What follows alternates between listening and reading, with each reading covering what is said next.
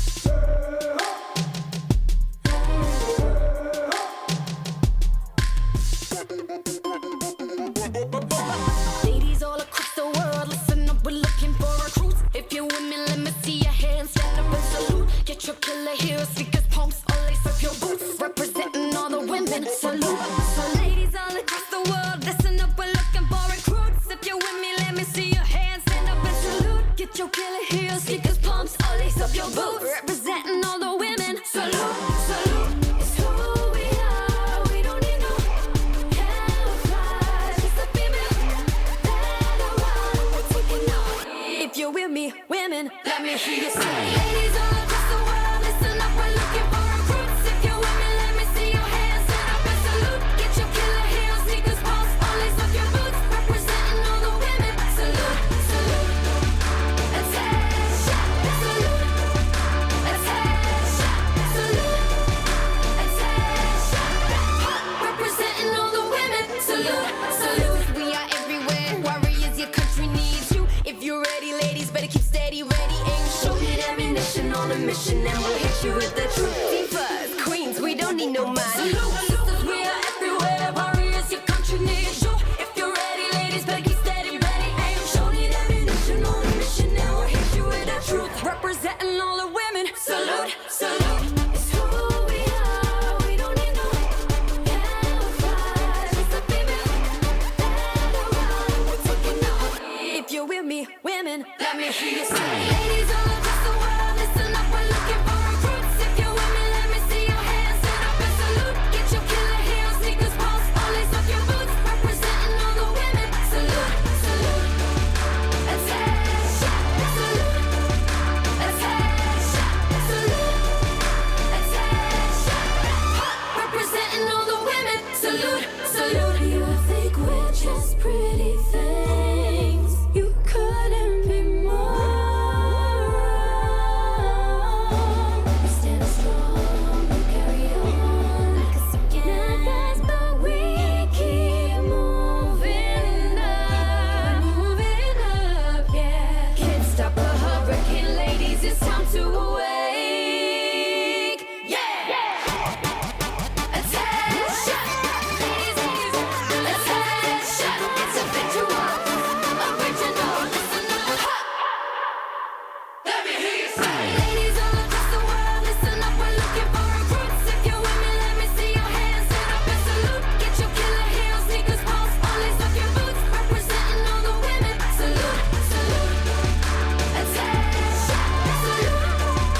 Attention, salute. Attention. Representing all the women. Salute, salute. Ladies, the time has come. The war has begun. Let us stand together and remember, men fight great, but women are great fighters. Representing all the women. Salute, salute.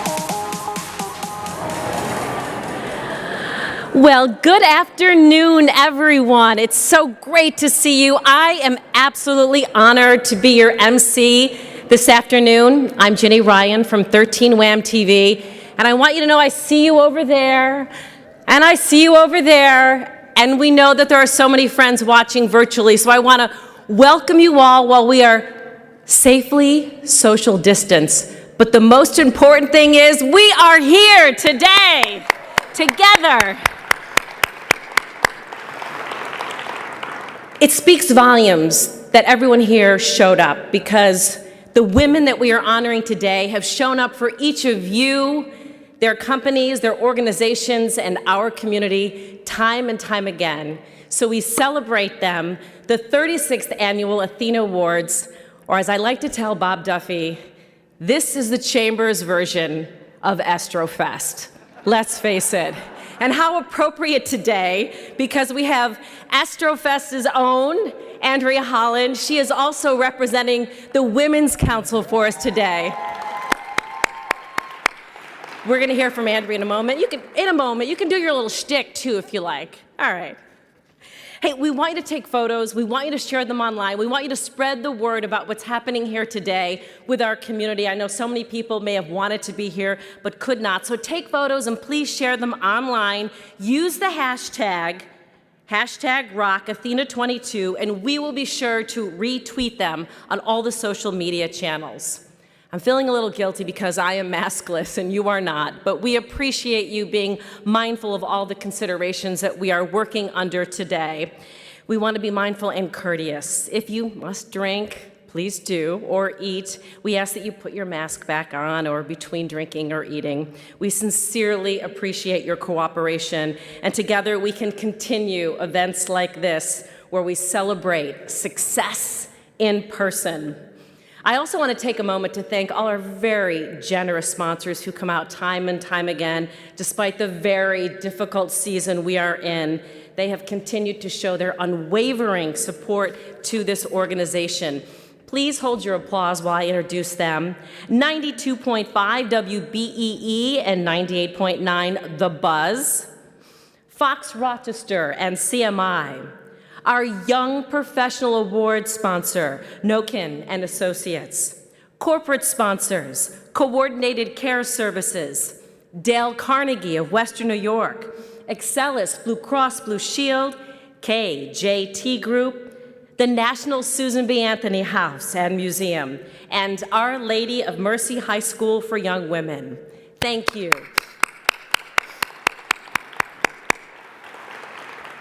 And now our supporting sponsors are listed on your screen. We thank all of them and all of you for their proud support today. It is much appreciated. Now, please welcome to the podium the Vice President of the Women's Council, our Greater Rochester Chamber of Commerce affiliate, the other half of the famous Holland Sisters duo, and an Astrofest cast member, Andrea Holland. Yeah, we are birthday twins. We are birthday twins. A lot of Virgo going on up here, girl. So I'm gonna stand at this mic, and Bob, this is for you. I'm just putting it right, see? There you go. That's just for you, for later. Hi, everybody. Oh, that was such a sad hello. Hi. Welcome to the outside world, right? We're away from Zoom, online meetings, Zoom pants, Zoom shirts. Don't lie, I know you all have one. Yeah, but it's almost a little uncomfortable even wearing shoes, isn't it? But for as much that has changed in these last few years, so much remains the same. And we've gotten a little comfortable with that. That's fair to say. I think we can say that. An email, we've now learned, will suffice instead of a meeting, and we've grown comfortable with that. Some of us still want the meeting. The office coffee at 3 o'clock, just, it hits different than the homebrew does. It's just not quite the same, and we've grown comfortable with that fact. Sadly, though, women in the workplace still face harsh inequities in pay, opportunity, and recognition. And among many other realities, we have to learn to never be comfortable with that. Undoubtedly, these last few years have changed so much, highlighting the serious need that we have for change, adaptability, leadership, courage, and in many ways, gratitude. Women have been at the forefront of it all, adapting, leading, courageously saying, that's not enough. We can do better. That very thought was one of the drivers for the Women's Council launch of the State of Work in Greater Rochester survey back in October. We're committed to understanding how the landscape of work has changed for all of us in these last few years. What's gotten better and what needs to change? What can we improve upon? We're eager to release those results to this community later this year and once again bring everybody back together in the outside to talk about what we need to examine as a community, how we can influence change for everyone who works in the Greater Rochester community. But today we celebrate. We celebrate and recognize and praise the strengths and commitments of these amazing women and organizations represented here today.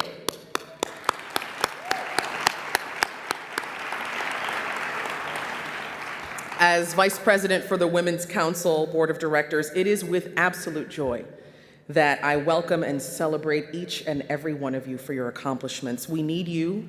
We need you. We need your voices in our events, in our membership, in our community. Let us never grow comfortable with being unheard. Thank you finally to the Women's Council Board of Directors and the Chamber team, especially Susan George, Cassidy Franklin, for making today possible. Thank you.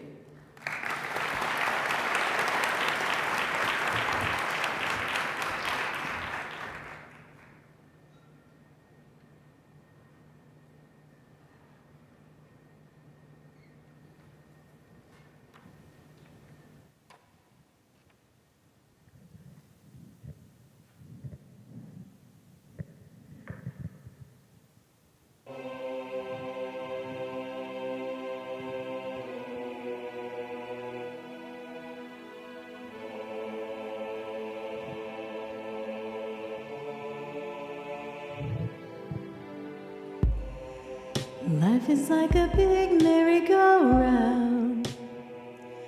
You're up and then down, going in circles trying to get to where you are. Everybody's been cutting you out, but where are they now? Sitting in the same old place, just faces in the crowd.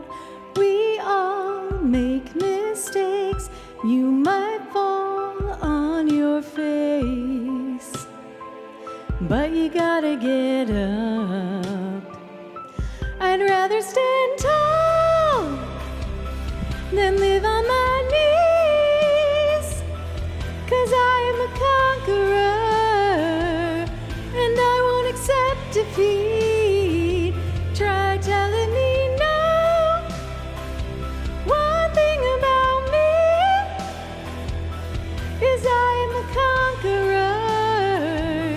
yes, I am a conqueror.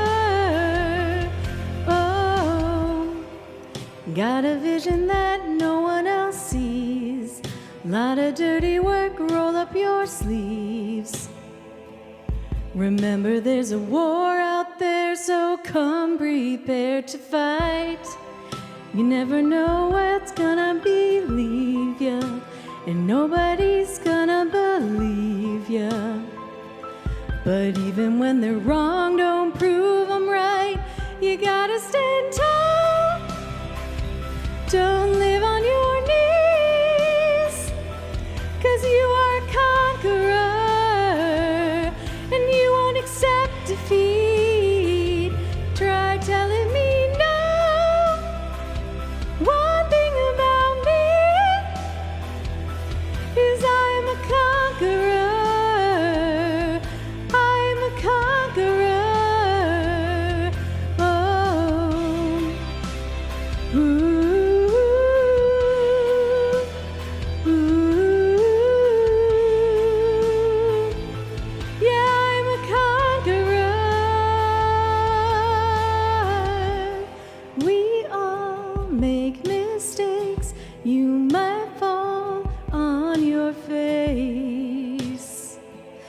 don't you ever give up. I said we all make mistakes. You might fall on your face. Don't ever give up.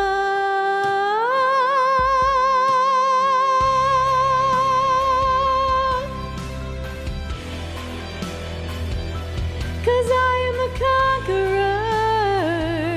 Yes, I am a conqueror. Try telling me no, nothing about me. 'Cause I am a conqueror. Yes, I am a conqueror. We all make mistakes. You might fall on your face, but don't you ever give up.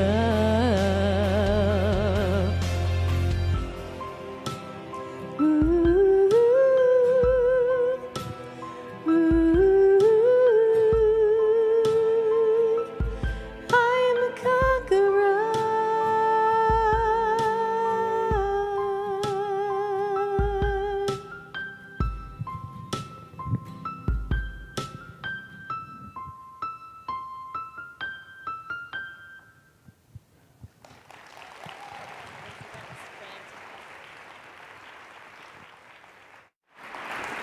Lindsay Shelmo, that was absolutely beautiful. Thank you so much.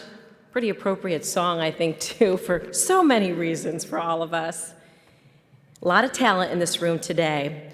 Well, let me declare from this day on, the women being honored today, all of our finalists shall be known in your home, in your offices, in our community as goddesses. It's true, you're gonna have to call them that from now on, because they reflect the Athena leadership model, a model that is based on 8 principles of the Greek goddess Athena, known for both compassion and the fairness of the decisions she made.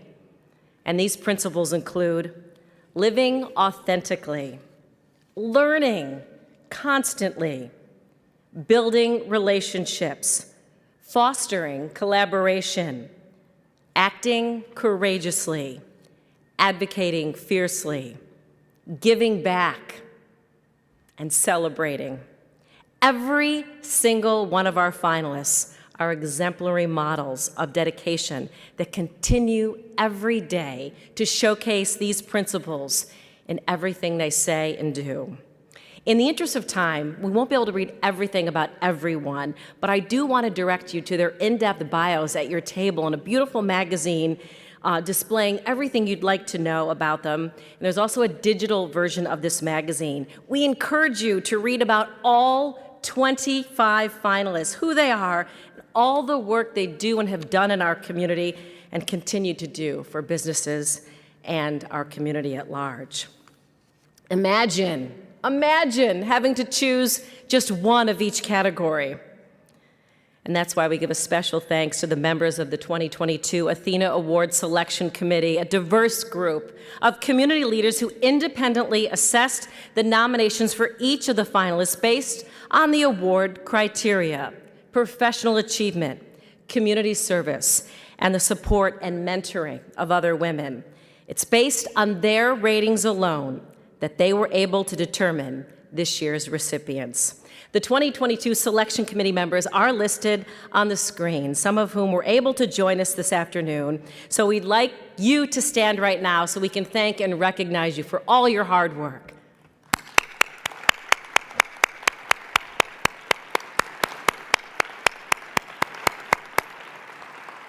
Thank you again. Now, please join me in welcoming to stage our finalists in the Young Professional Award category. Finalists, as I call on you, please step up to the stage and take your seat. But before I do that, I do want to point out that a few of our finalists are unable to be with us today. Christine Halliday, UX Director of ITX Corporation, Kathleen McClung, member of Bond, Schoenig and King, and founder CEO of The Perfect Granola, Michelle Little. They could not be here, but we congratulate them for their successes and wish them the best in their many accomplishments going forward. And now the finalists that are here. The owner of Shop Peppermint, Tanvi Asher. Marketing Director at Galena Development Corporation, Lauren Galena Payne. Supervising Partner, Default Services Department, Natalie Grigg. Director of Business Development and Marketing at Generation Capital Corporation, Flossie Hall. Assistant Director, Multicultural Programs at the Rochester Institute of Technology, Stephanie Paradise. Chief Human Resources Officer at WXXI Public Media, we have Tashonda Thomas. Partner at Adams LeClaire, please welcome Stacy Trian.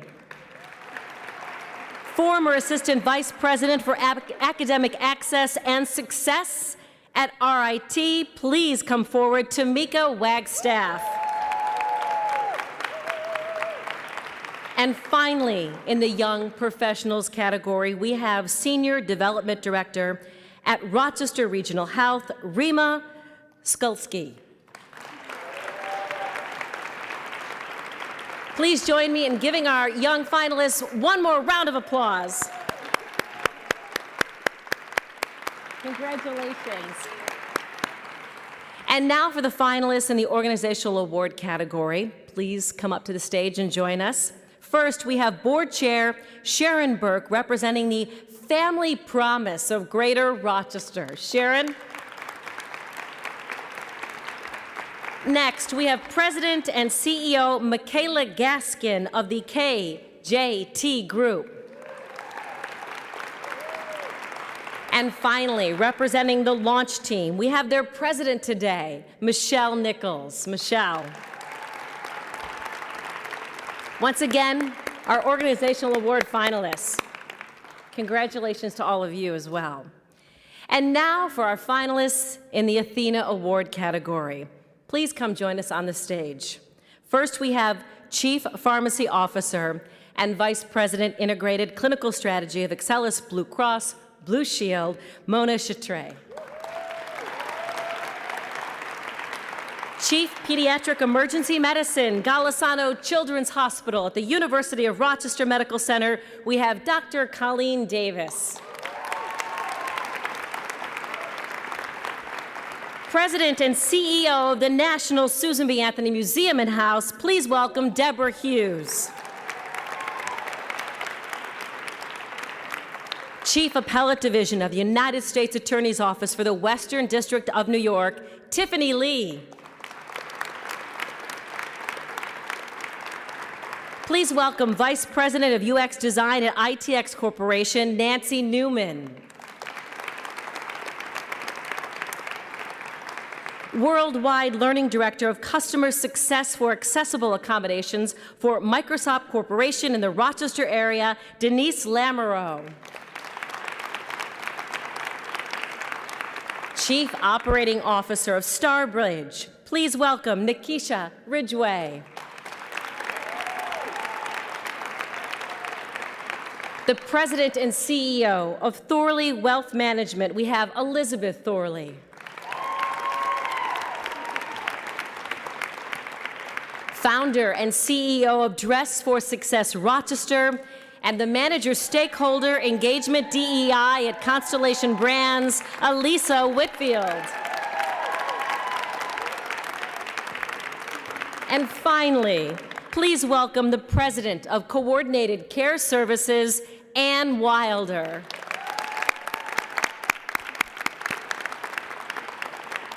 What a group, are they not? Wow. The 2022 Athena Award finalists class picture, ladies and gentlemen. Congratulations to all of you. It's an honor to be here to celebrate you. For now, we're going to have a little fun. We're going to get to know everybody, okay? We're going to do some questions, Q&As, if you will. We're going to start off with our organizational finalists.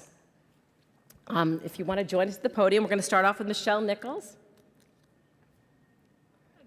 No pressure here, right? Just you and me, that's it. If you'd like to take off your mask for this too, Michelle, feel free. You, of course, represent Launch Team. How has a culture based on freedom as one of the principles impacted your bottom line? Well, it's certainly not a short-term play. Long-term, I think it has directly driven margin and growth, both in the freedom to choose the customers, the clients we want to work with, and the ideas and the people we want to spend our time on, and to attract employees and clients for the long term. So from a bottom line impact, that's given us, really reduced our volatility. It's from a long-term value, had tremendous benefit. And as an entrepreneur, we do this because of freedom, and we can't do that without paying attention to our people and bringing the community along too. So all boats rise. Excellent. Served you well. Thank you. Michelle Nichols. Michaela Gaskin, KJT. How does employee ownership set you apart at KJT? Well, at KJT, we actually became employee-owned for 100%, actually back in 2019, really fulfilling our founder's vision to transition the company from being completely privately held to sharing ownership with the employees. So from the start, Ken always wanted to kind of ensure that everyone was engaged and that there was really financial participation in the long-term success of the company. In the simplest terms, for those of you who aren't familiar, an ESOP is a retirement plan. That invests back in the common stock of our company, so in our case, KJT. And as we grow and as we increase our shareholders' value, we all have mutual success. So it's really more than the financial piece, though. It does come down to motivating employees, increasing our productivity, improving our retention, keeping the jobs local, improving our longevity of our business, and also our partnerships with our clients. We've also aligned this incentive to our core values, and we've really tangibly created ways that our employees can show up and have that employee ownership mentality every day when they come to work. So it's really improved our organizational performance since we flipped to being 100% ESOP back in 2019, and it's really just such an important aspect of our culture. Excellent. Thank you, Michaela Gaskin. Sharon Burke, representing Family Promise for us today. What is the greater challenge your organization, or the greatest, I should say, has overcome? See if I can get my mask off. Thank you for your question. On behalf of Family Promise of Greater Rochester staff, formerly the RAIN program, I'll share that when the COVID pandemic struck our community in March 2020, Family Promise of Greater Rochester, like perhaps many organizations represented here, were immediately pulled into crisis mode, faced with the challenge of an exponential increase in needs within our target population, families at risk of or facing homelessness. Our greatest challenge was transitioning from crisis to action and growth, and finally, a new version of stability. Since 2020, our small staff has almost doubled, growing from 2 full-time and 2 part-time to 4 full-time and 3 part-time employees. The need for this growth is particularly apparent in the organization's prevention program, which continues to respond to the tremendous need for rental assistance from households who face significant systemic barriers and are at high risk of homelessness. Family Promise of Greater Rochester has joined 13 other community-based organizations in Monroe County in an effort to distribute funds. Our organization alone distributed $1.7 million in rental arrears to area households. The pandemic continues to highlight housing inequity in Rochester, eviction, homelessness, and racial inequities. All of this existed before the pandemic and will continue in a post-pandemic world. Housing is a human right, yesterday, today, and tomorrow. And Family Promise of Greater Rochester will continue to grow and transition to ensure that every family has access to affordable and adequate housing. Thank you. Sharon, thank you. And thank you for all you do. Our Athena Award organizational finalists, one more round of applause. Thank you all. And now we're going to move on to our Athena Young Professional finalists. As you can see, the microphone is ready for you. Lauren Galena. Hi, Lauren. You said you were taught the value of helping others very early on in your life. It can be really hard for young professionals to get established and find that right volunteer fit in our community. What advice would you give them that worked for you? Sure. There's so many wonderful organizations in our community and many that people can get involved with. But I would suggest that young people get their toe wet a little bit and start where their passion lies. So join an organization that you feel passionate about, join a committee, start small, see if it's a good fit for you as a volunteer in a committee or board member, and then go from there. It may lead you in different directions that you may not know it would take you when you start. So there's so many opportunities out there and so much need. So the more young people to get involved in our nonprofits, the better. And thank you for being such a great role model for young people in our community. Thank you so much. Lauren Galena Payne. Please welcome Tamika Wagstaff.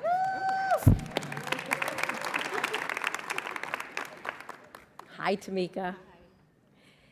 Access and success are part of your title in your role. Why are the two so closely aligned for you? Right, yes. So in higher education in specific and education in general, access and success go hand in hand. You can't have one without the other. I think working at Rochester Institute of Technology, what we've done such a great job of is ensuring that students who come with their own unique strengths and their own unique challenges, we meet them where they are. So everyone has different needs. They need to have access to what will help them be successful. So it's looking at access in an equitable manner and not necessarily equality. So you can give everybody all the same tools, but I may need something that's different than the person sitting next to me. We have the National Technical Institute for the Deaf at RIT, so we have students that are deaf and hard of hearing. Their access services are going to be totally different than what a hearing student may need. So it's really paying attention to what is equitable access and how does that ensure that students are going to be successful. Excellent. Thank you so much and congratulations. Flossie Hall.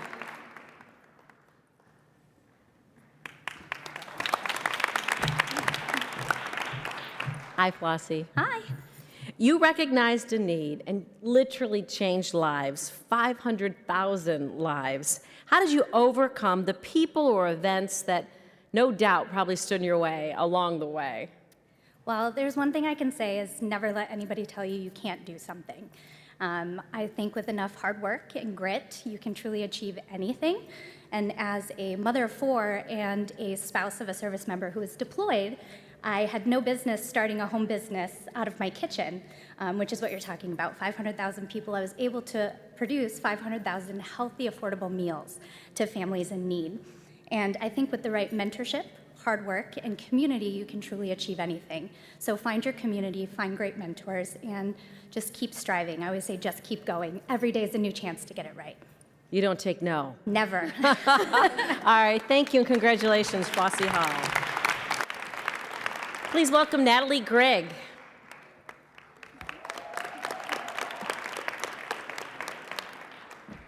Hi, Natalie. Hello. Work-life balance, I know, is one of the topics that you often lecture on and share your thoughts on. What is the one thing most of us get wrong about it when it comes to that proverbial balancing act that we face? That we can't take the time and take care of ourselves. A lot of times when I'm talking with groups or one-on-one, I hear, I'm tired, I'm exhausted, I don't feel good, I put on weight. And the first thing I ask is, well, what are you doing for you? What are you doing to recharge your battery? I'm a supervising partner, I have multiple associates that I mentor, I'm a mom, I'm a wife, I volunteer. But if I'm gonna bring 110% of myself to the table every day, I need to make sure that I have my secret sauce that brings me at that percentage. And part of that is taking time. And that's what I try to instill in everyone. And when I do talk to people, and I'm going to tell you all this right now, is I'm giving you permission to take the time to take care of yourselves. Thank you. Thank you. Congratulations. Great advice, Natalie. Please welcome Rima Yalski. Yaskolski. Yaskolski. Okay. With a name like that, you expect to go last. So I'm. That's not your question, by the way. Okay, it's a clarification. Thank you. As the daughter of a Jordanian immigrant, you said you were taught to be proud. How has that pride shaped your success? I think that pride and success are relevant terms. So my parents, as a first-generation American, taught me to be proud of who I am, my culture, where I come from, and that was sometimes questioned. When I grew up in the deep South, we were the only Middle Eastern family. They also taught me to find my voice, which they may have regretted from about 10 years old to about 22. But either way, I know that they would be proud if they were here today. Part of that, though, is finding your voice and being appreciative of all that is also knowing your challenges and your failures. And I think all of that kind of rolls up into what success is. Excellent. Well, congratulations. Thank you. Thank you. Stacy Trian. Hi, Stacy. Hi. Congratulations. Thank you. Well, as we know by now, COVID forced us all to pivot in ways that we didn't think we could. You rose to the challenge by teaching attorneys and businesses how to navigate it. What was the biggest lesson you learned from doing that? Well, I would actually say that COVID didn't just force businesses to have to do a little pivot, but we've all had to do a triple axel upside down and blindfolded.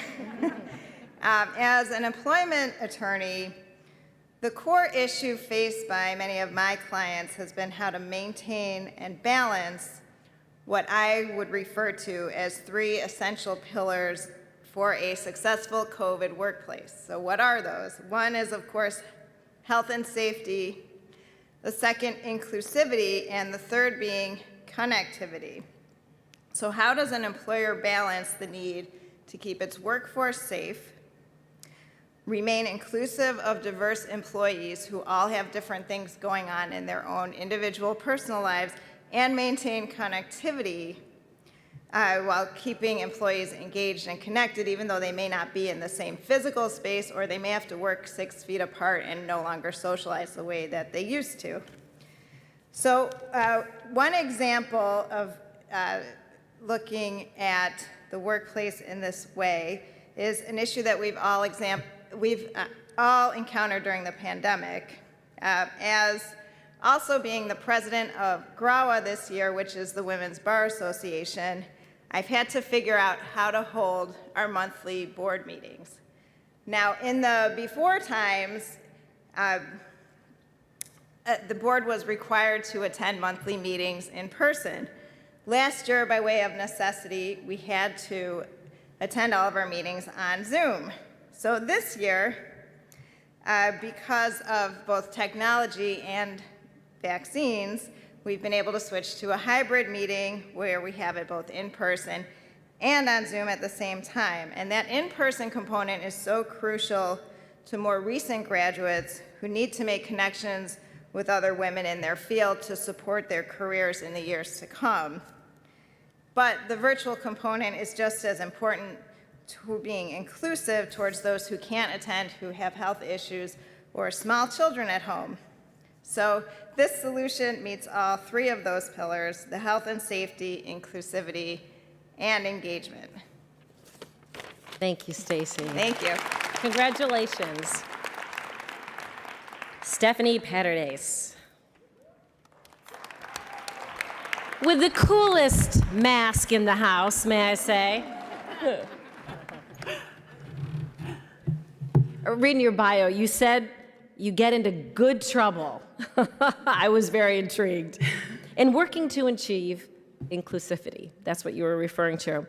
How have you learned to handle people and that pushback we often get faced with when you're trying to achieve something big in your life and your career?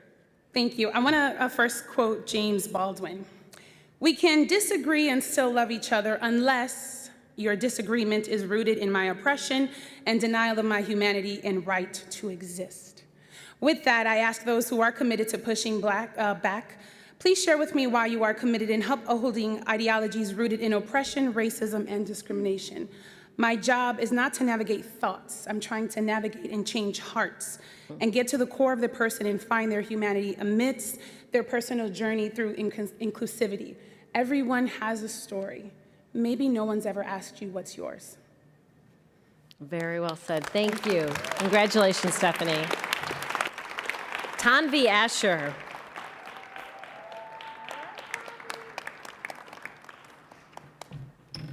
Hi, Tanvi. Hi. Everything about your success says trailblazer. What is it about the road less traveled that appeals to you so much? I have to say, before I answer your question, it's been 2 years since we've done anything normal. We all get thrown into this room and then dress up and ask questions. So I'm a little like, okay. I think we are all doing great. I'll preface by saying that as a woman of color, and as a woman of color who is a first-generation immigrant, sometimes the road less traveled isn't exactly the road that you choose. That's just the road that you're given. And so, you know, such a path is sometimes the only path you have, so you take it. I certainly set out to, you know, have creative freedom and kind of flexibility in my life when I started my ventures. What I didn't realize is that in taking larger risks, stepping away from your comfort zone, pushing myself to places that I had only dreamed about, you begin to realize that you are capable of so much more. And you realize that the direction that you want to take is probably not the best, and you have to just trust your intuition. And when you master things that you've always been afraid of, and that things that you've always feared, and that you never imagined that you'd be able to do, your barriers start to fall away, and your confidence starts to build, and your inner vision really, really comes to life. So my entire life, the last 10 years, is a culmination of all these things. And if you're someone who's ever thought about taking the road less traveled, even if it's not your first choice, do it. Excellent. See, you went out of your comfort zone here today. You did great. Congratulations. To Shonda Thomas. Hi, Tashonda. Hi. I know that your work includes motivating others. Where do you find your own personal motivation? So my motivation comes from my family, specifically my son, who I know watches my steps, and my grandmother who recently transitioned. Making them proud is really important to me. Another big motivator for me is my community. I always want to represent them in the best light. I also want the kids that grew up in the inner city of Rochester with the same face as mine to see that no matter your environment or resources, you can achieve whatever you are destined to be. Excellent. Thank you, Tashonda, and congratulations. Well said. And as we mentioned, we have 3 finalists that couldn't be here today. They were sent a question, and they sent their answer back. And I won't say it in their words as well as they could have, but I will share with you what they had to say. Catherine McClung was asked, as a successful attorney, volunteer mom, and baker of entrements, I had to Google it. Entrements are a French dessert that look extremely hard to make, and they're a delicacy, and that's what she does for fun. So I asked her, what is the key for making all of this work in her life? And this is what Catherine McClung had to say. The short answer is a lot of Excel spreadsheets. I use them for everything, keeping track of my to-do list for work, coordinating volunteer programs, and definitely baking my entrements, which are multi-day endeavors. The longer answer starts with the fact that I have always been stubborn. Whenever I heard the cliche, you can't have it all, I took that personally. Why can't we have it all, she asks. We each deserve to have a rewarding career, amazing family and friends, and fun hobbies. For me, the key is teamwork. At my firm, I have a great team, so I can delegate work when my plate gets too full. At home, my husband is a true partner and believes in sharing the mental load. He is also the taste tester for my entremets. And this was for Michelle Little. She founded a successful business, and we asked, why was it so important for her to link that with giving back? Michelle wrote, there have been many times in my own life that I have struggled through and wanted to create something that helped others who are going through challenging times. While volunteering at my local food pantry years ago, I realized there was a need for healthy, gluten-free food. So I decided one night that I was going to change that and create a food company where I could share the food and profits with the underserved and then create living wage jobs for the very people who were in need. We are now able to donate thousands of pounds of our products each year to food banks and outreach centers across the U.S., as well as here locally. I believe everyone has the ability to change the world for the better. And as a single mom, I am so blessed to be able to show my young daughters what a dream and hard work can become. She makes great granola, too. You got to check it out. Michelle Little. And the final question was posed to Christina Halliday. You are drawn to solving people problems. What is the most rewarding aspect of this? Her response, you could argue that all problems are people problems, which is both overwhelming and exciting because there is simply no shortage of things to solve. The key is integrating human-centric methods into the process. For me, the most rewarding aspect of approaching problems this way is the first moment you learn that someone else feels you've truly seen and understood them and their situation. It can take a lot of listening, observation, and empathy building to get to that point. And then, with these human insights, if we've done our job, the solution has a positive impact, like simplifying or even eliminating a mundane task that someone performs frequently, giving them time back in their day, or helping someone to make an important decision, like choosing the best healthcare plan. There are endless opportunities, and these types of outcomes are why I do what I do and why I advocate for focusing on people problems, especially in technology. For many, technology is integral to life, professional and personal, and it's so important that it is a reflection of all the people that could benefit from it.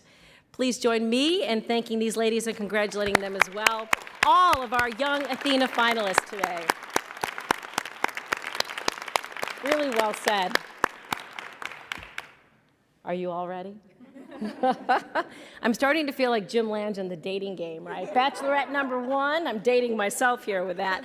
All right, we're gonna start with Elisa Whitfield. Yes, yes. Talk to Susan George if you don't like it. You use passion and compassion to describe yourself. Why is finding a passion so important? I think more important than finding a passion is to have passion as a value. I treat passion as a value, as a tool for living my life every day. It's like the connector. It's the connector to family, it's the connector to your community and the work that you do every day. So if you bring passion into that, then every day you're going to do your best. So that's what I believe passion is. That's great advice for all of us. Thank you, Elisa. Wasn't so bad going first, was it? Number 2, Dr. Colleen Davis. Oh, Susan! Hello. Hello. How are you? Good to Fine, see you. thank you. Teaching the next generation has been central to your work. What have you learned from them? Well, I love practicing pediatric emergency medicine. Caring for children is a tremendous privilege. It's amazing. And teaching the next generation of physicians has been one of the most rewarding parts of my career.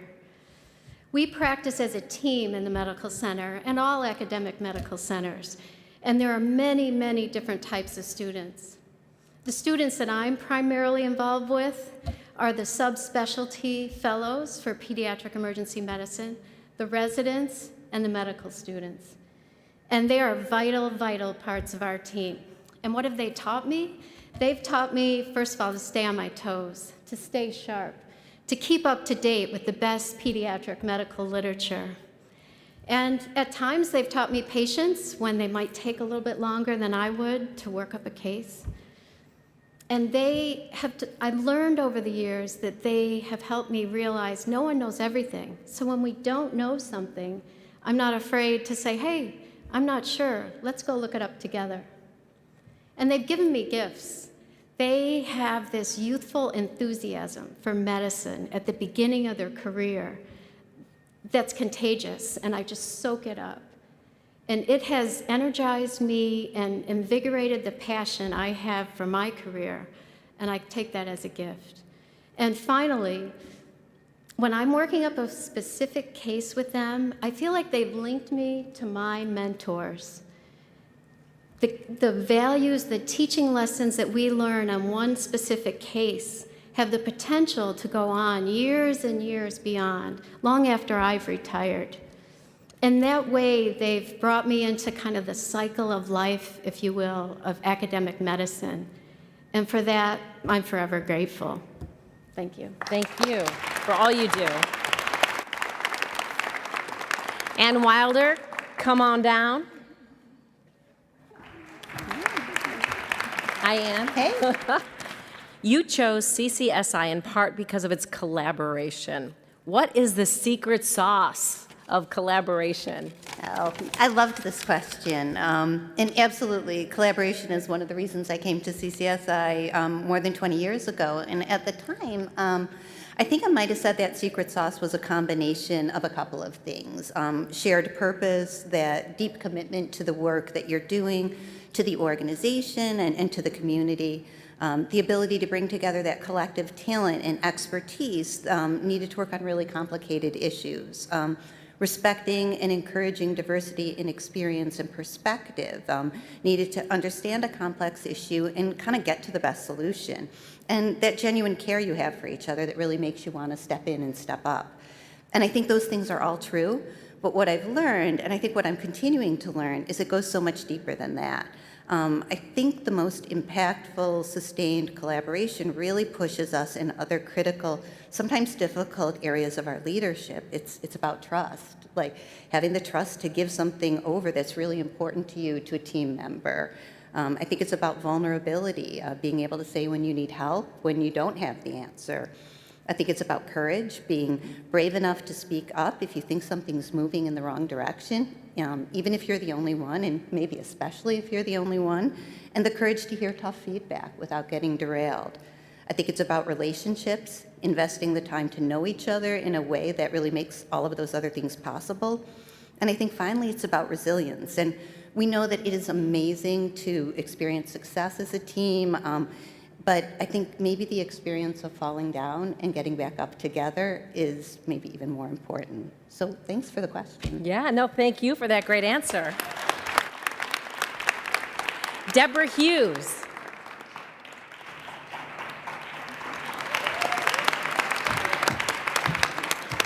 You knew I had to incorporate Susan B. Yeah, hi, Jen. You Yes, knew I it. thought maybe. What is the most important lesson? It's hard to pick one, I know, from Susan B. Anthony that drives you personally. There was a woman from Michigan who wrote to Susan B. Anthony and said, we can't all be Susan B. Anthony, and there's not much we can do. Thank you for what you're doing. And Anthony, I love that her brand's in its 3rd century because she was trying to change humanity. And Anthony wrote back to that woman, and she sent some scraps from her dress because they were making a quilt, and they wanted to raise some money, and they'd said, hey, Susan, if we could have some scraps from one of your dresses, we'll get a lot more money at the auction. It's a good strategy for not-for-profits. Yeah, I'd say. But she wrote to that woman, and she said, if every person would do the one thing that they have the time or the talent or the energy to do, it would make all the difference. So I look at the women here and think, I could never do what these people do, just as people say the same thing about Susan B. Anthony. But it's every human being doing their part. I love that. I'm learning so much, aren't you? Thank you, Deborah. Nancy Newman.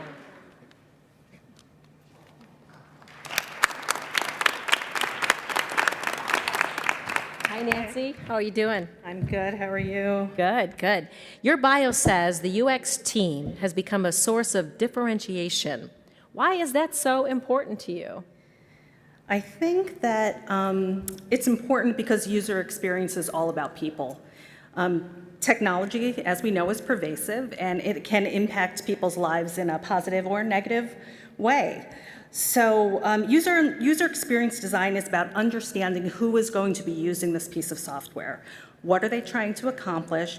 What is the context that they're in? And what we want to do is take that information and design a simple, intuitive, inclusive experience for that end user. So that UX has become a source of differentiation. That means that we've grown into a mature design organization. I believe that the most impactful products are created by enrolled, engaged teams seeking to do good work. So teams need to understand not only the features of software, but the business vision, the outcome they're looking to achieve, and what the users of that product are looking to accomplish. So user experience being a differentiator, it means that our whole team understands how critical the experience is to the product success, and that we're paying attention to the people that we're serving. Excellent, thank you. Nancy Newman. Nikisha Ridgway.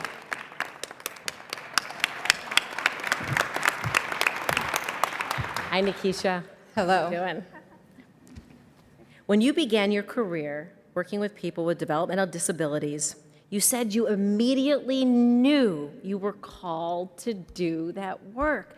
What is that? How did you know? Yes, as a child, I had the privilege of growing up next door to a disabled man named Richie. He was a quadriplegic. And from watching him live his life to the fullest, I was able to see him as a whole person and imagine the possibilities. And it allowed me to realize at an early age that people with disabilities can do anything with the right support, accommodations, and access. And I knew I wanted to support people with disabilities with living their best life, and I've loved every moment. Thank you. Well, the people you support are very lucky.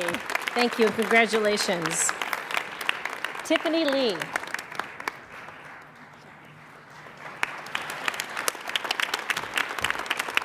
Hi, Tiffany. Hi. You shared that you have an unwavering commitment to mentoring. What was the most important life lesson you learned from a mentor in your life? I think the most important life lesson I've learned from actually all the incredible mentors I've had is to pay it forward.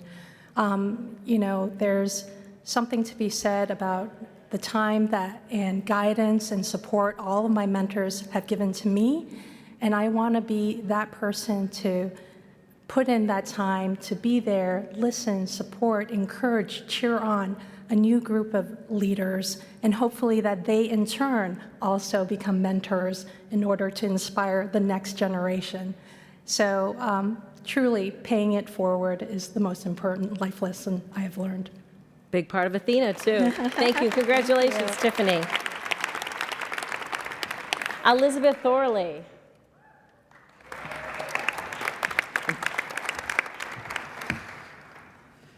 Hi, how are you doing, Elizabeth? I'm doing great. Good. It's a big day. You clearly have a satisfying career. What is it about financial planning that fills you up?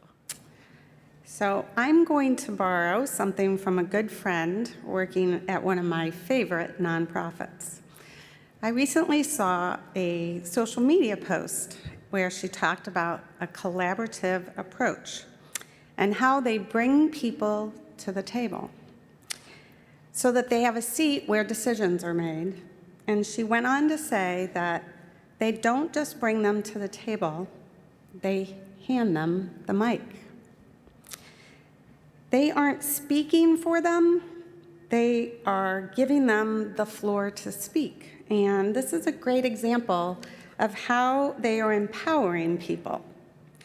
In this case, empowering them to be a catalyst for change and change that they can influence and control. And in many ways, financial planning is doing the same thing. We want to sit with you at the table and help you to realize your goals. Put another way, we want to empower you. And we want to empower you to achieve your most important financial goals. We aren't here to tell you what to do. We are here to help you realize the things that you can control and how you can use your available resources and the tools in the financial world to create the outcomes that you desire. And we help you put that on a path that you can achieve. Like my friends in the nonprofit, we want to empower you, to help you to make good decisions and to maximize your resources. And I want to stress that over the last year, 2 years, during this pandemic, it's been so important to focus on the things you can control, because there's a lot that we can't. And when I think about that and the fact that we are giving clients control over their lives and their goals, that's deeply satisfying, and it's one of the reasons I have such passion for what I do. Excellent. Thank you, Elizabeth Thorley. Mona Chitre.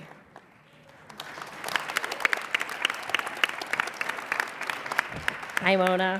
Hi, Jenny. How are you? Good, good. Good, great. Mentors you shared played a huge part in developing your career. What was the most useful advice that you received along the way? Yeah, great. So first, I'd like to say it's such a privilege to be on the stage with these incredible women, leaders. And the benefit I have of going later in the program is I have a lot of similar themes, like Dunvi and Tiffany and Colleen. So one of the most important messages a mentor shared with me was to embrace the uncomfortable. Being comfortable is fine, but to be exceptional, you have to challenge yourself in new and different ways. And Ginny, you know my background as the Chief Pharmacy Officer at Excelis Blue Cross Blue Shield.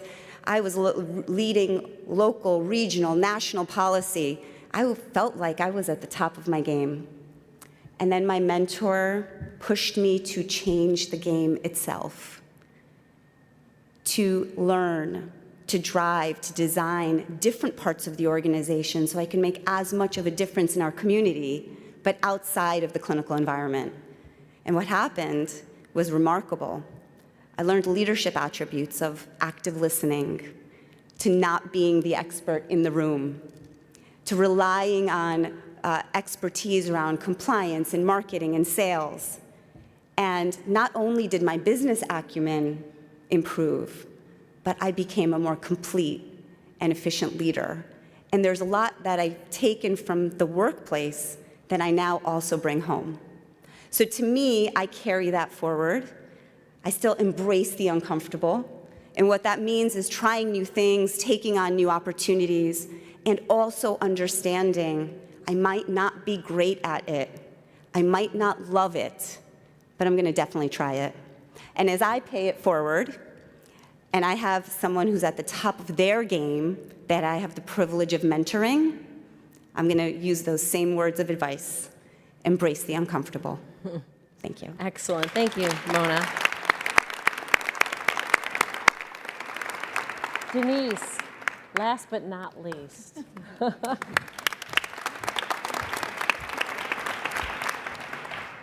You have spoken about the 5 generations who often work side by side in companies. What have you learned from these multi-generations in one place about work-life balance? It's a really good question, and it is the first time in the history of the working world where we do have 5 generations in the same building at the same time, although most of them are virtual right now. One of the biggest things that you have to be aware of is the fact that the founding generations, the generations that have been in the workplace for a longer period of time, had a mantra that they lived to work. They created that, 80-hour work week, nights and weekends, holidays, etc. And they craved that VP title, that corner office. And then Gen X came into the building, and they were like, wait a minute. I have to leave every Wednesday at 3 p.m. because my kid has a karate lesson, and I don't want to sit through this 3-hour status report meeting. I can load it up online and be ready to rock. So everybody's looking at each other like, what? What does this mean? How are we going to work together? And it really took the Gen X combined with next Gen Y and now Gen Z to start to drive some of the change that you see in today's corporations. Those generations that have come after work to live. It's a different mantra. And so they really need to pay attention to what came before, because those history lessons are important. You have to know where the company's goals and values originated from to make any kind of real change.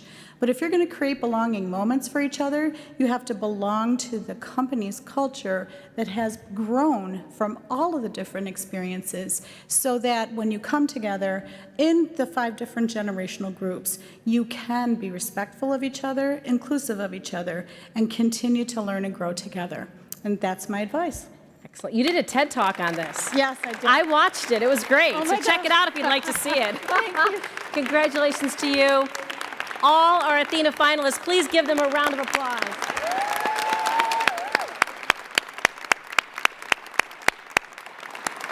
Could you not listen to them all night? I learned so much. Thank you for sharing a little bit about who you are.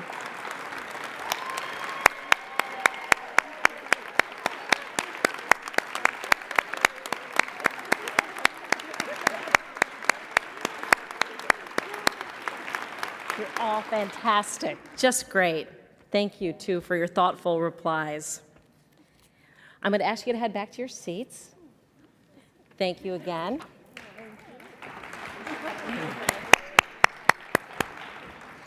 Before we present our Athena Young Professional and Organizational recipients, please join me in welcoming to the stage the one and only CEO and President of the Rochester Chamber of Commerce, Mr. Bob Duffy.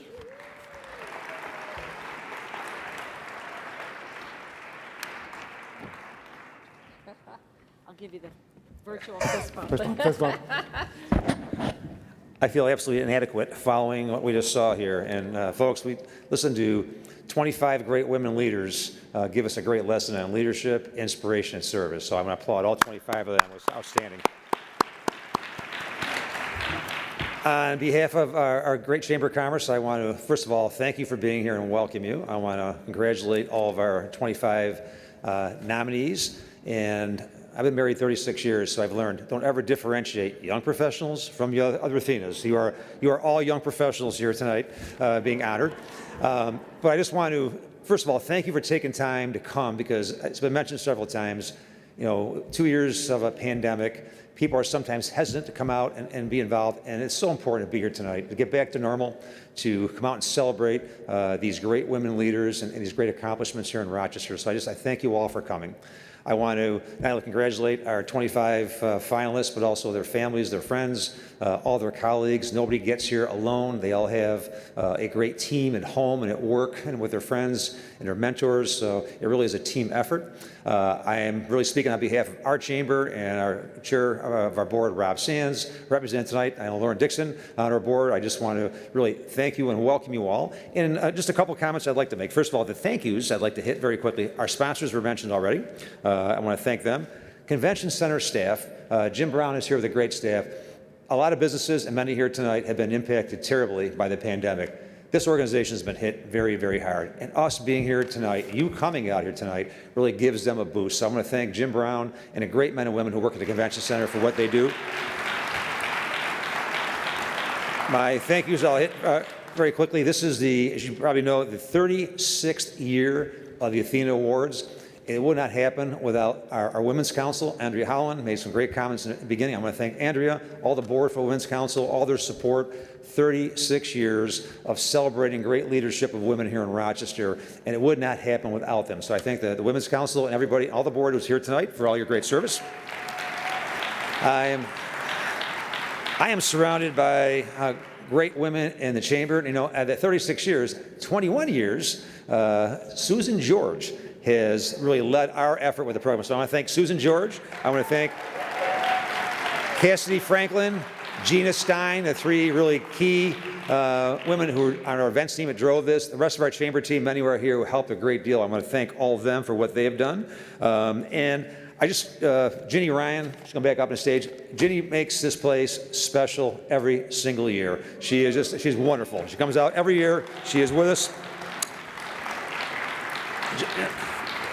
We have a lot to go for our finalists. A couple things I just would say. You know, Rochester has a history going back to Susan B. Anthony, as you saw, of great women leaders.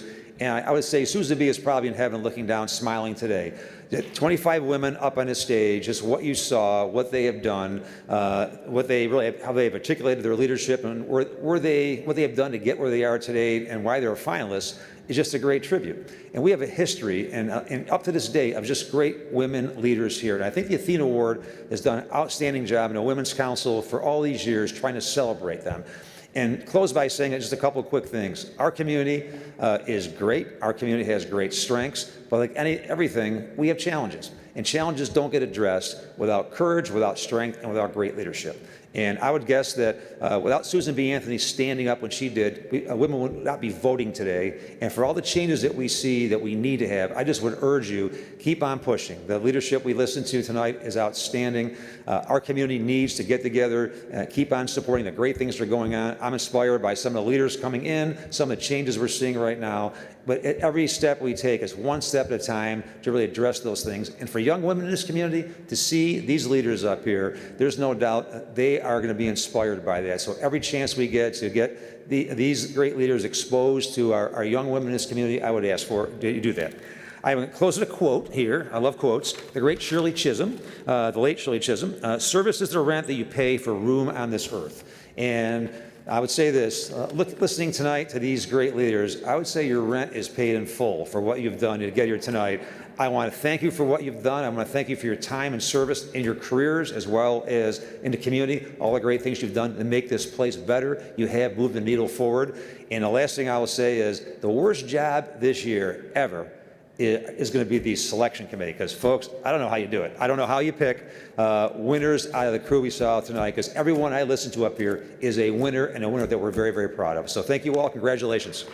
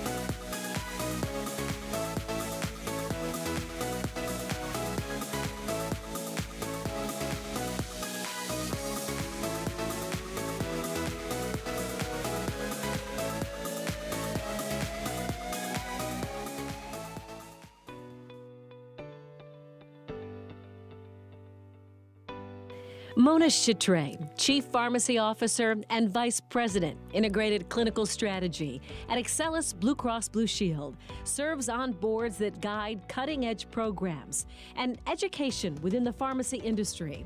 And she's an advocate for women in leadership roles, especially women from diverse backgrounds. Teaching the next generation of physicians has been central to the work of Colleen O. Davis, Chief Pediatric Emergency Medicine for Golisano Children's Hospital at the University of Rochester Medical Center. Her work requires operational and administrative leadership on a 24/7 basis. For Deborah Hughes, President and CEO of the National Susan B. Anthony Museum and House, each day is an opportunity to inspire others to take up Anthony's challenge to find their way to make the world a better place with, of, by, and for all. Tiffany Lee is the Chief of the Appellate Division for the U.S. Attorney's Office for the Western District of New York and an award-winning prosecutor, and has an unwavering commitment to mentoring women in the legal profession. The team, led by Nancy Newman, Vice President of UX Design for ITX Corporation, has been a key source of differentiation, thought leadership, and customer value creation at ITX, and has consistently expanded in terms of growth, revenue impact, and employee longevity. Denise Reed Lamoureux, Worldwide Learning Director of Customer Success for Accessible Accommodations, Rochester-based for Microsoft, brings 30-plus years of experience in learning and development, marketing and communications, diversity and inclusion, and mentoring and coaching. Nikisha Ridgway is Chief Operating Officer at Starbridge. For more than 20 years, she has served in the nonprofit sector, supporting individuals with intellectual and developmental disabilities in the Buffalo and Rochester regions. Elizabeth Thorley, President and CEO of Thorley Wealth Management, has guided her firm's growth and success for a decade with an all-female staff that she believes is particularly adept at communications, listening carefully to clients' needs, and understanding what is most important to them before helping develop a plan for success. As the manager stakeholder engagement DEI for Constellation Brands and the founder of Dress for Success Rochester, Elisa Whitfield takes on the world and leads with passion, compassion, and style.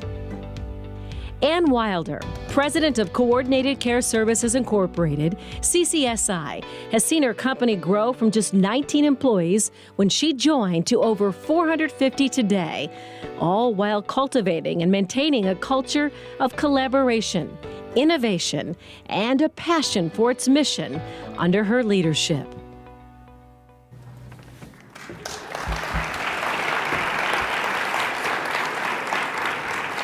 Are you ready?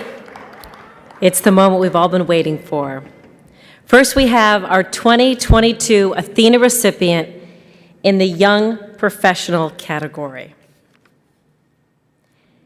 This year's Athena Young Professional Award recipient has been described as a truly self-made woman who works tirelessly to uplift everyone around her with her success.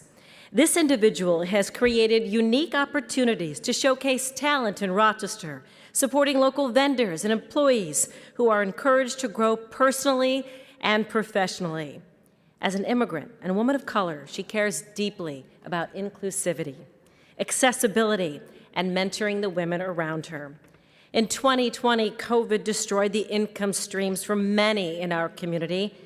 This leader's work gained recognition from the Community Design Center for helping keep our city vibrant while assisting artists, designers, and makers during that difficult lockdown period. Other recipients of this individual's tireless efforts have included Girls Rock Verona, Animal Center, Black Lives Matter Rochester, COVID Relief for India, the Out Alliance, Art and Transit, and more. Ladies and gentlemen, please welcome the 2022 Athena Young Professional Award recipient, Tanvi Asher.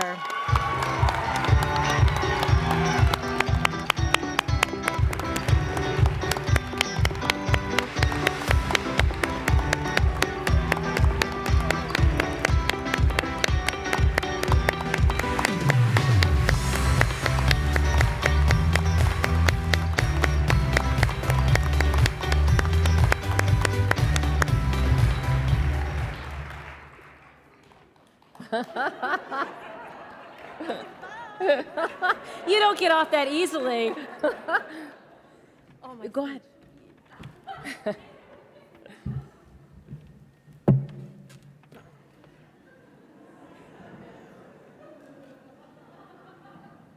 We caught you off guard, did we? Well, I was trying to read instructions, and the instructions said awards and then speeches, and I was like, okay, I will follow. I was not expecting this at all. Like, at all.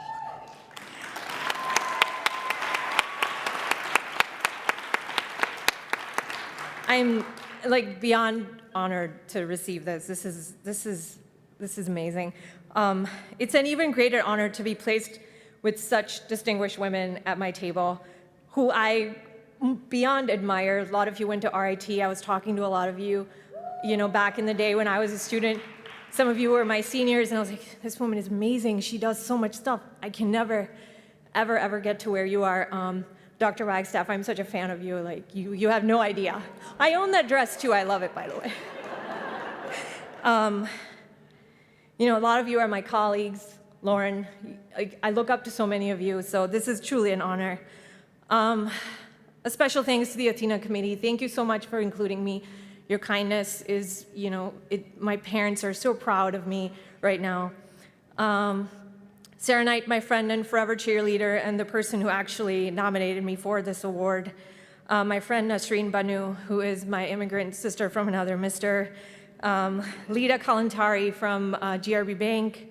And a big thanks to my husband, my sister Dania, and my parents who, never discouraged a crazy idea, even though they knew they were all going to be on the crazy train, no matter what. This is a bit odd in a corporate setting, but my business philosophy really comes down to one thing, which is love. I love our little city of Rochester, how they've embraced change, how we've embraced all the difficulty that we've gone through COVID, all the difficulty that we've gone through Black Lives, all the difficulty that we've gone through as a city. I'm just here for it. I love it, and I just love how people encourage each other. I love the willingness and eagerness of the arts community, the business community, the nonprofit communities, how we all work together to uplift each other. I also honestly never expected to sit down in 2011 at my kitchen table and think, what am I going to do next? I had just lost my corporate job, and I had no idea where my next paycheck was going to come from. And those few months, I had no idea where I was going to stand, if I was going to go back to India. I had absolutely no idea. But I didn't want to focus on money because focusing on money was exactly what had led to me being miserable at my job anyway. So I thought the next thing that I do, and the decision to open Peppermint, was sort of twofold. That every element of my life would have to reflect fully who I was as a person and exhibit no dissimulation. And that the work I put into my company would have to be something where the outcome benefited other people. So I wasn't just selling something, but I was also embracing a lifestyle where I would be able to help someone else.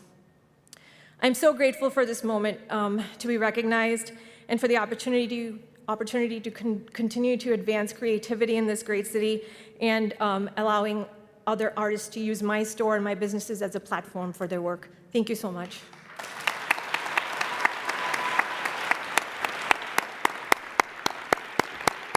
Tanvi, thank you for all you do, and congratulations. Thank you.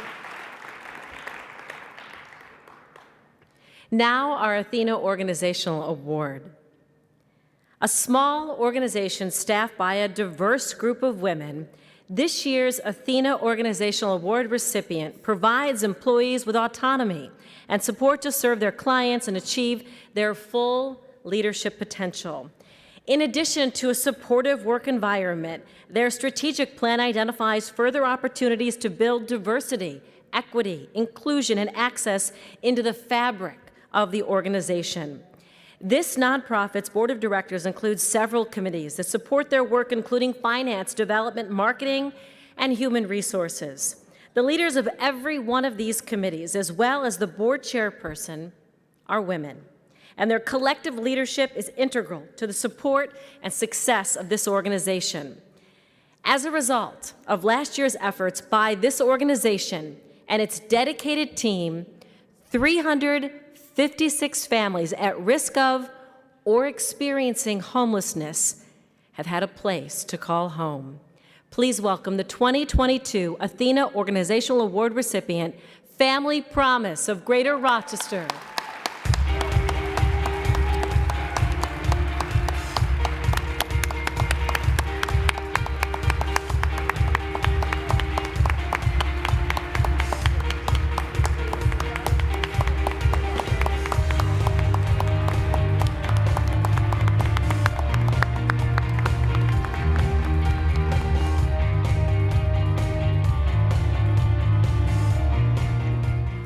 Oh my goodness.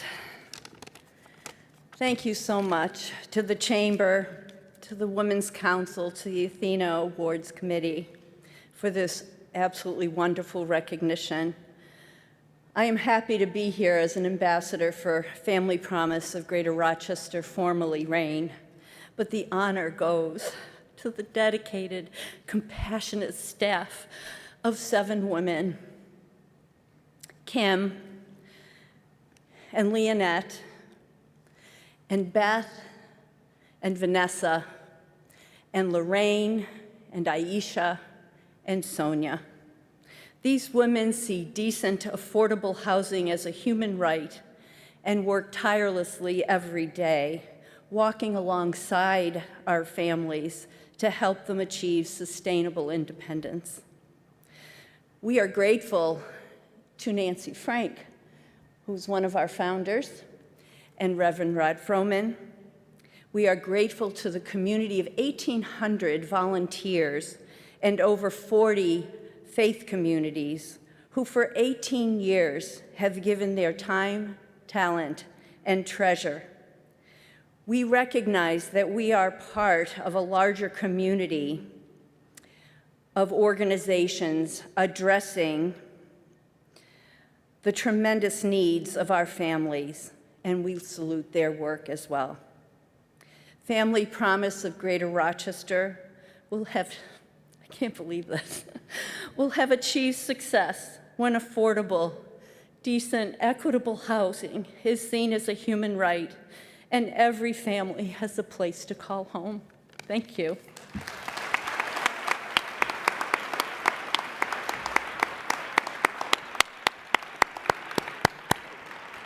Congratulations, Family Promise of Rochester, all of your representatives here. Another great example as to what this award is all about.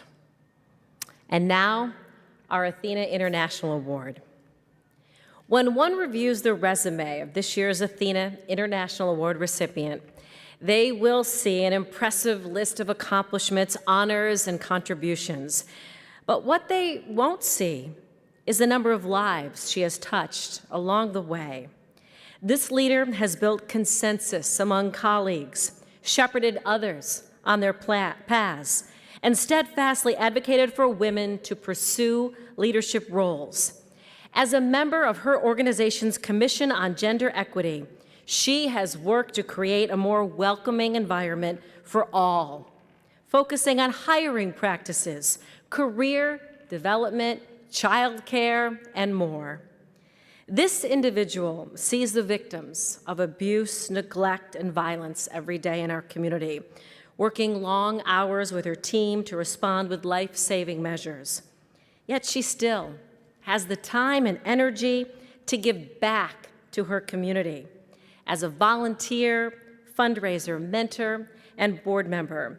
Those receiving her generosity include the ALS Foundation of Upstate New York, Advent House, Ronald McDonald House, Habitat for Humanity, and Our Lady of Mercy High School for Young Women. Ladies and gentlemen, please welcome the 2022 Athena International Award recipient, Dr. Colleen Davis.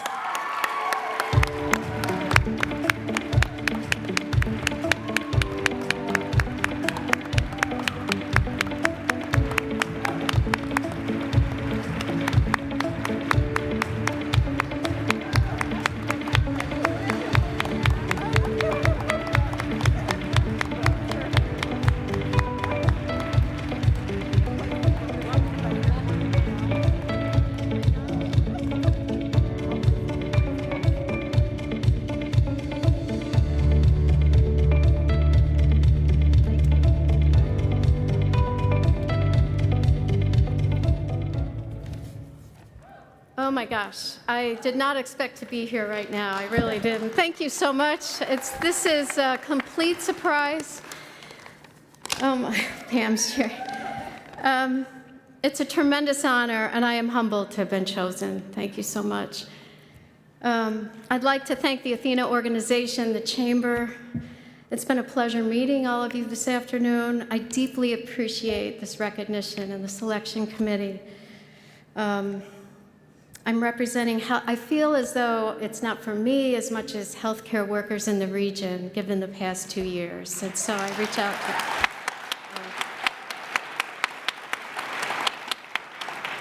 and I'd like to thank Our Lady of Mercy and all the leadership there for putting up with me for the past few years and for nominating me. It's a pleasure to be part of this organization. It's a wonderful school. It's a huge privilege to share this day with my fellow young ladies and the old ladies, I've been saying all week. There are at least 3 or 4 in the elderly lady table that I think should be on the other side. So I'm just saying, they look awesome, and you're amazing. I've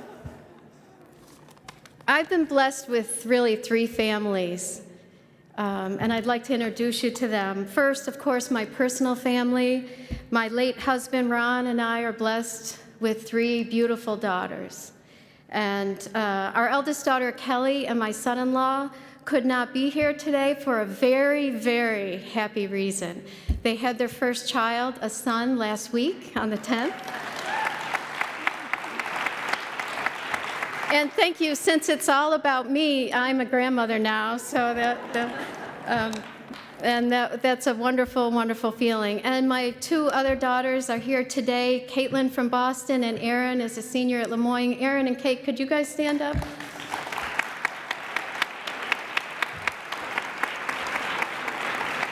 And my Our Lady of Mercy family is here today, all the leadership there. You know, it's interesting. I've been a member on their board for 3 years now, and as a physician, I felt like ballast. Most boards, you know, you don't generally need a lot of medical advice. They need financial advice and organizational and legal advice. So for years, I just kind of sat there and I really felt like dead weight. And then it took a worldwide pandemic for me to feel like I contributed in any way to Mercy. So thank you for putting up with me. I really do appreciate that. My emergency medicine, Golisano and URMC family would be somewhere over here at table 28. You may notice it's empty. They can't be here because of COVID. And they're working tirelessly to keep the hospital and healthcare running. So I'd like to, I know they're with us in spirit.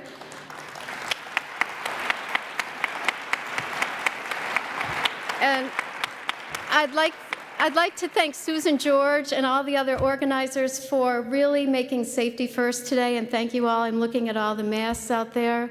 Thank you so much. Really, please wear your mask and be safe. It'll help us all. So I appreciate that.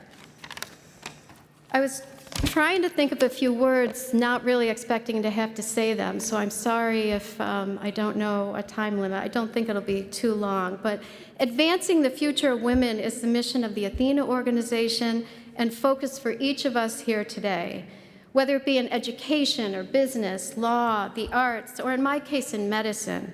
We all encounter young women who can benefit from our leadership. We're the role models for young women and men, and I'm the mother of a grandson, so I don't want to leave men out entirely. Even when we're not aware of it, they're watching us. Our actions, our demeanor, our words are often examples for them, for better or worse. For just a few minutes, I'd like to focus on how words affect young people and how we can lead them. Specifically, I'd like to tell you a few words that affected me at different times in my life. They were words of encouragement, words of confusion, words of exclusion, and celebrating success. First, you can be whatever you want to be.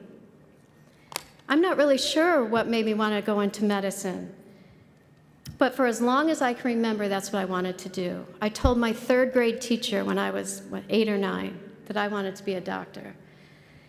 My late father was chief of police in Binghamton, New York. My mom is a retired telephone operator from AT&T in Binghamton. No one in my family was in medicine. I have a large, happy, boisterous, chaotic Irish family in Binghamton. Half of the town's related to me, the other half my father had arrested at one point in time, and there's some overlap. I had a wonderful pediatrician named Dr. Goodman, who I liked a lot, but I'm not sure he was my role model either necessarily. He called me Tiger, and I felt special about that. And it wasn't until I became a pediatrician I realized he called everybody Tiger.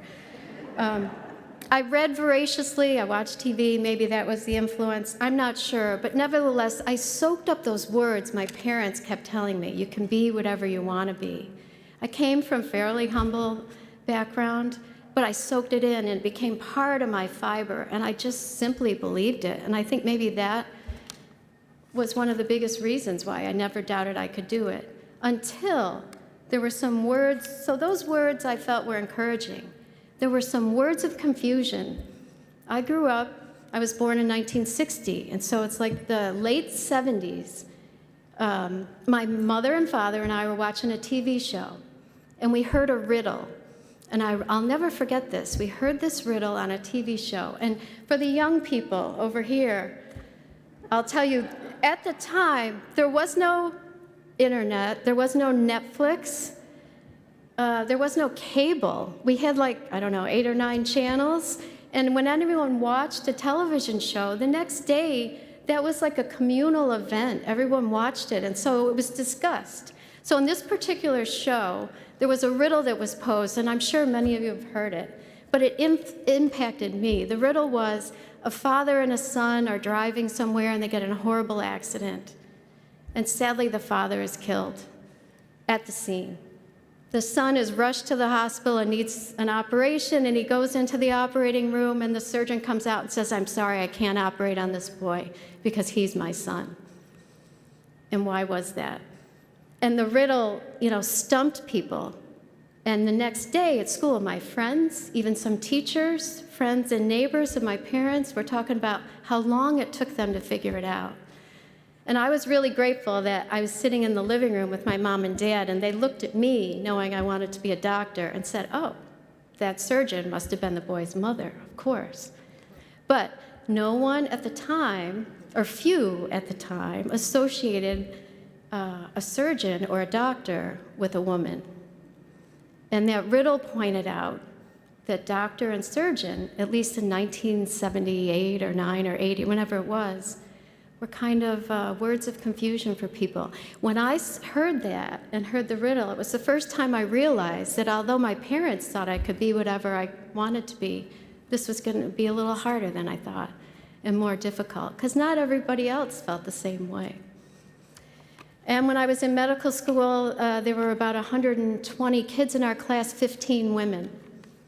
So not that many were going through. But I have to say now, I think it's about 50-50. So it's much better. So words of encouragement, words of confusion, words of exclusion. So flash forward a little bit. I'm a young physician with 3 little girls and a husband, and we're both working full-time and raising our family. I want to go shopping and buy my daughters a little game. I go to Toys R Us on Jefferson Road, and I pick up what was a Game Boy. Now, again, for the young people over here, this is before computers, before PlayStation 5 or 20 or whatever it is now, and DX. There were these little handheld things that were kind of rudimentary, really, computers. But I had 3 girls, and so I asked the salesman, where are the game girls?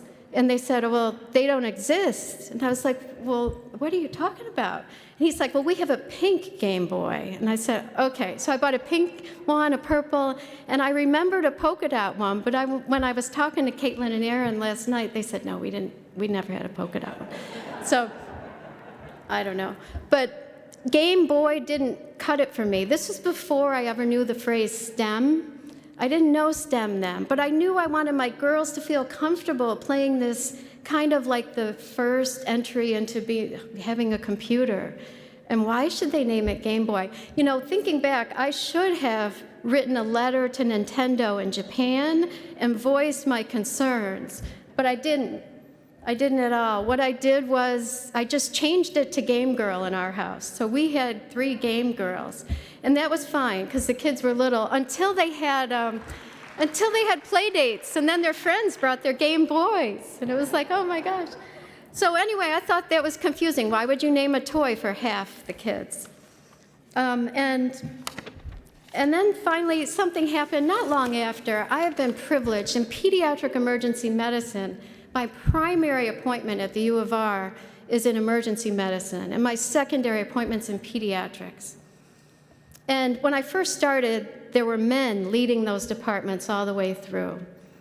And somewhere along the line, both departments were led by women. Dr. Lissa McInerney, pediatrics, and Dr. Sandra Schneider, emergency medicine. And I remember one day, getting a paper note or, kind of thing in my mailbox, before email, I guess. But, and it was signed by both of them. And it didn't say chairman. Their titles were chair. Previously, the titles had all been chairman. And suddenly, it was chair, Department of Pediatrics, chair, Department of Emergency Medicine. That hit me like a lightning bolt. I felt like that word opened up a world. Now, I never particularly wanted to be a chair, but I thought, oh my gosh, they've changed the word. They're including all the women. It's fantastic. And I remember the day. I have no idea what the note said, but I remember that title. And I felt like those were words of inclusion and celebrating success. And even more importantly, the next chair in emergency medicine was a man, a wonderful man, Dr. Greg Connors. And he continued, the title continued chair for the men as well. And that really meant a lot to me. It was amazing. And so those are 4 times, words of encouragement, words of confusion, words of exclusion and celebration, success, that resonated with my career. So since this is a time when young students, I'm sorry, I lost my place here. Words matter. They matter a lot. Titles, names, they have power. They influence our thoughts, our emotions, and our aspirations. They can box us in and become barriers, or they can create expectations and dreams and possibilities. Each of us here today has dedicated ourselves to encouraging girls and young women.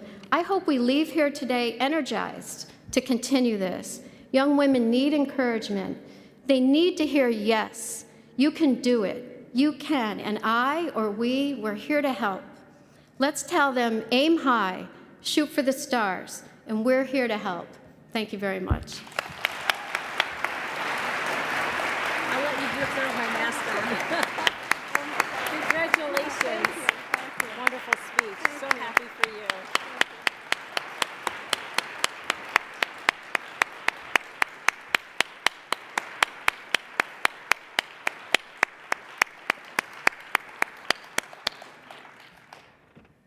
Thank you, Dr. Davis, and congratulations again to you, our Athena Organizational Award winner, and of course, Tanvi Asher, our young professional. All of this year's finalists. Another round of applause.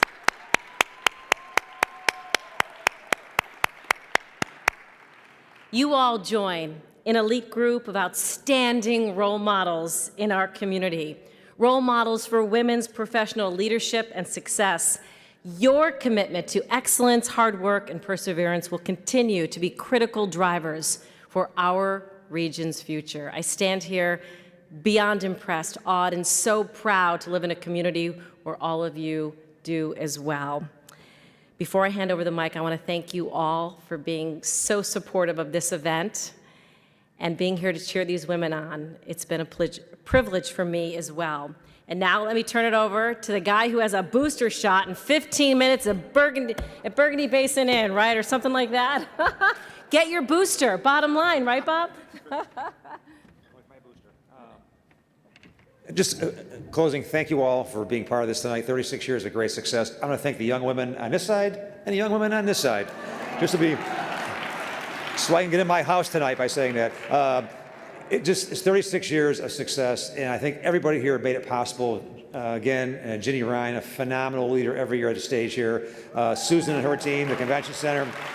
All our nominees, we have 3 winners, but we have really 25 outstanding leadership examples, and we're better off because of it. So thank you all for making this year great. 37th year next year. Hopefully you can keep up to this one. It's been a fantastic time to be here, and I'll tell you what, we leave inspired. So thank you for the stories, the examples of leadership, and thank you for who you are. God bless you. Stay safe and stay healthy. Thank you.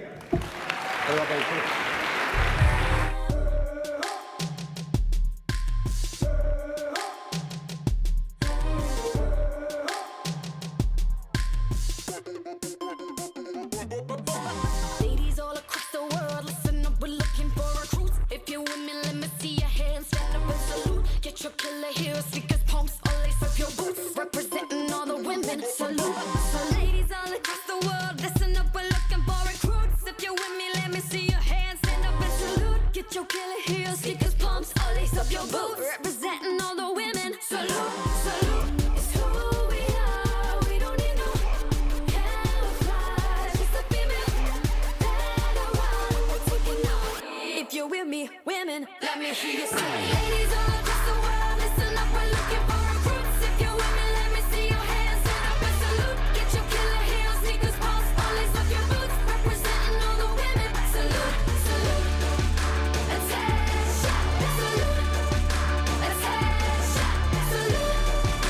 Attention.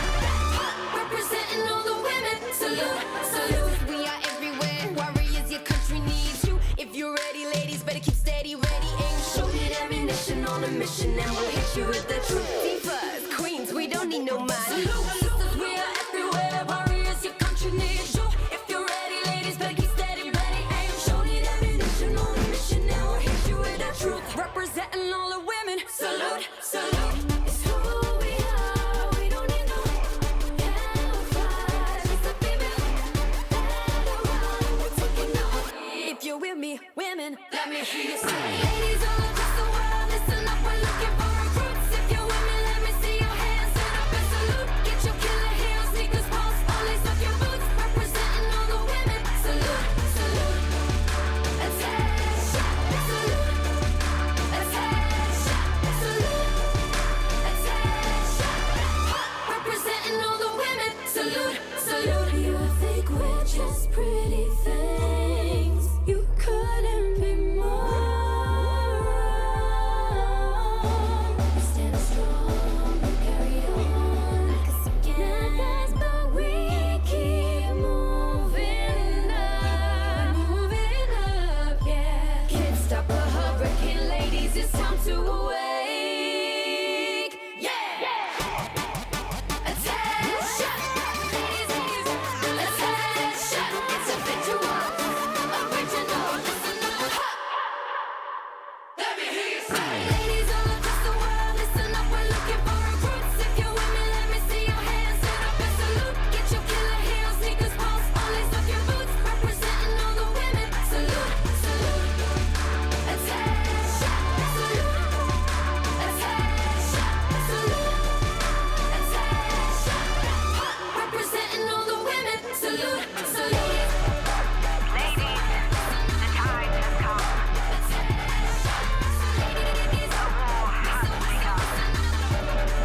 Let us stand together and remember, men fight great, but women are great at fighting. Representing all the women, salute, salute.